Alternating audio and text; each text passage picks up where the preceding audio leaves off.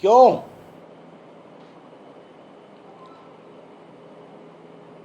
ये स्पष्ट है कि वोट बैंक की राजनीति के लिए ये जो घमंडिया संगठन का जमावड़ा है, ये हिंदू चिंतन, हिंदू सोच, हिंदू धर्म का विरोध भी कर रहा है और ये करते रहेंगे वोट के लिए। इनकी बुनियादी सोच हिंदू विरोधी है। मैं राहुल गांधी को आज बताना चाहूंगा कि जब राम सेतु का विषय आ रहा था तो आपकी माताजी यूपीए की चेयरपर्सन थी और एक एफिडेविट फाइल हुआ था सुप्रीम कोर्ट में कि प्रभु राम काल्पनिक कैरेक्टर है।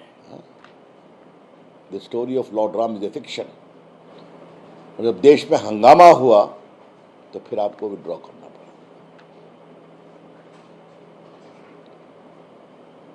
जो उदयनिधि स्टालिन के दादाजी थे, स्वर्गीय करुणानिधि जी, उन्होंने उस समय कहा था कि प्रभु राम किस इंजीनियरिंग कॉलेज में पढ़े थे जो उन्होंने राम सेतु बनाया। तो मैंने पार्टी की ओर से उनसे एक सवाल पूछा था, क्या ऐसी शर्मनाक टिप्पणी किसी और आस्था के देवी देवता के बारे में आप कर सकते हैं जैसा हिंदुओं के बारे में करते हैं? ये इन लोग की एक परंपरा है, वोट के लिए कुछ भी करो, किसी सीमा तक जाओ। I would like to remind Mr. Rahul Gandhi, Nitish Kumar and Mr. Tejasvi Yadav and more particularly the DMK leaders, the father Stalin and the son Udayanidhi Stalin. Sanatan is eternal, शाश्वत। सनातन स्थायी है, चिरंतन है। ये भारत की संस्कृति, भारत के संस्कार और भारत की सभ्यता का मूल स्तंभ है Sanatan. The foundation pillar of India's culture, India's civilisation, India's heritage is Sanatan. और सनातन सबों को एक दृष्टिकोण से देखता है, जिसकी सोच है ऋग्वेद से एकम सदविप्रा बहुधा वदन्ति। Truth is one, wise man interpret differently.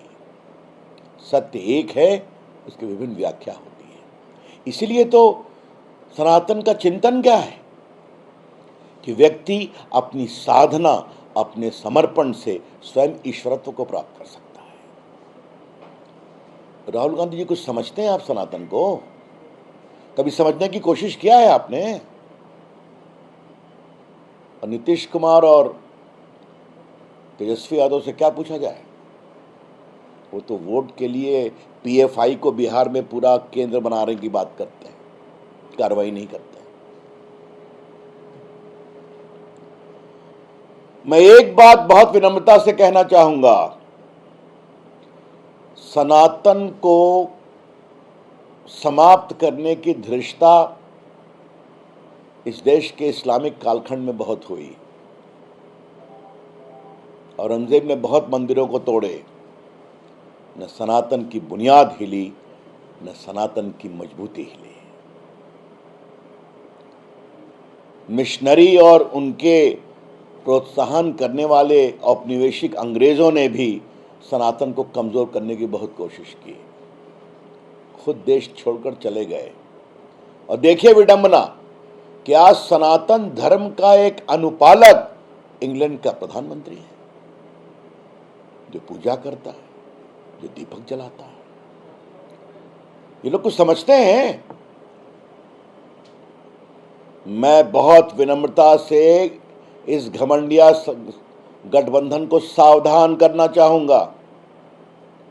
अपनी राजनीति के लिए आपको जो करना है करिए, लेकिन हिंदू विरोधी एजेंडा लेकर के चलेंगे तो देश के बहुत बड़े गुस्से का आपको फल भुगतना पड़ेगा। और स्टालिन अपनी राजनीति के लिए उदयनिधि स्टालिन क्या बोलते हैं, उसका जवाब हमारे तमिलनाडु भाजपा के अध्यक्ष ने विस्तार से दिया है।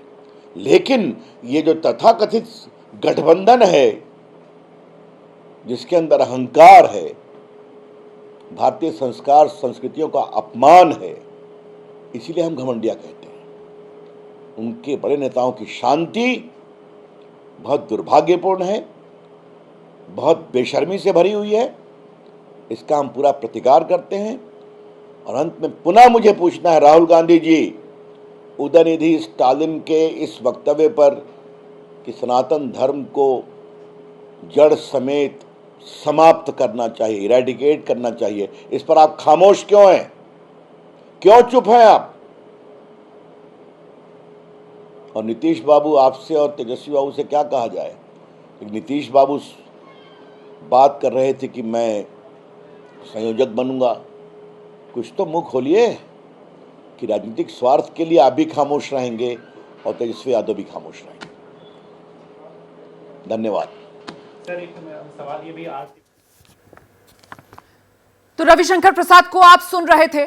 उदयनिधि स्टालिन के बयान को लेकर हमलावर बीजेपी, निशाने पर सीधे सीधे विपक्ष के इंडिया गठबंधन को बीजेपी की तरफ से लिया जा रहा है। रविशंकर प्रसाद सवाल पूछ रहे हैं कि उदयनिधि स्टालिन के इस बयान पर राहुल गांधी क्या कहेंगे। नीतीश और तेजस्वी उदयनिधि स्टालिन के इस बयान पर चुप क्यों हैं? ये वो सवाल हैं जो बीजेपी की तरफ से पूछे जा रहे हैं। बीजेपी कह रही है कि विपक्ष का ये जो गठबंधन है, ये दरअसल हिंदू विरोधी सोच वाला गठबंधन है।